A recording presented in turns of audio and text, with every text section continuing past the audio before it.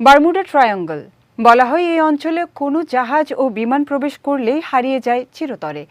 অনেকেই আবার একে বলে ডেভিলস ট্রায়াঙ্গল বা শয়তানের ত্রিভুজ। কিন্তু কেন এই অঞ্চল নিয়ে এত রহস্য? আসলেও কি এখানে রয়েছে অতি প্রাকৃত কিছু?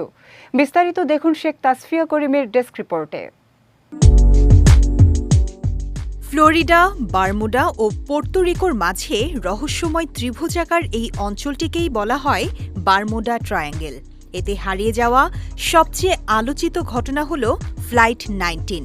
১৯৪৫ সালের ৫ ডিসেম্বর ইউএস নেভির ৫টি যুদ্ধবিমান রেগুলার মিশনে গিয়ে নিখোঁজ হয়ে যায়। এরপর সেগুলোকে উদ্ধার করতে পাঠানো বিমানগুলো রহস্যজনকভাবে উধাও হয়ে যায়। এভাবে বারমুডা ট্রায়াঙ্গেলে অসংখ্য জাহাজ, বিমান রহস্যজনকভাবে উধাও হয়ে যাওয়ার খবর পাওয়া গেছে। প্রশ্ন হল, বারমুডা ট্রায়াঙ্গেল রহস্য সত্য নাকি মিথ্যা? আসলে কি ঘটে বারমুডা ট্রায়াঙ্গেলে?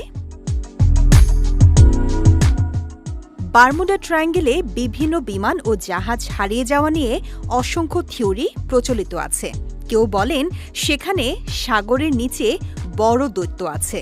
অনেকে বলেন সেখানকার সমুদ্রই এমন যে সেখানে সব জাহাজ এসে ডুবে যায়। তবে এসব একেবারে উড়িয়ে দিচ্ছে বিজ্ঞানীরা। অনেক গবেষণার পর তারা বলেছেন বারমুডা ট্রায়াঙ্গেল অতি প্রাকৃত কোনো জায়গা নয়।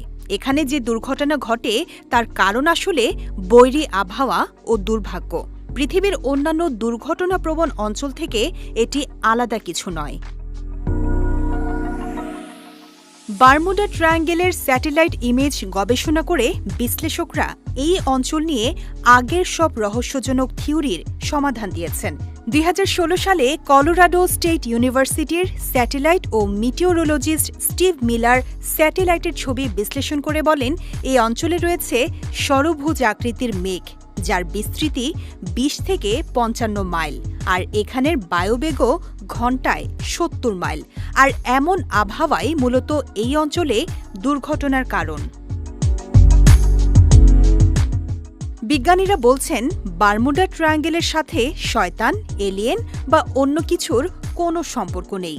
বৈরী আবহাওয়ার কারণেই মূলত দুর্ঘটনার শিকার হয়েছে কিছু জাহাজ বা বিমান। এমনকি এই অঞ্চল দিয়ে প্রতিনিয়তই স্বাভাবিকভাবেই চলছে বহু বাণিজ্যিক জাহাজ।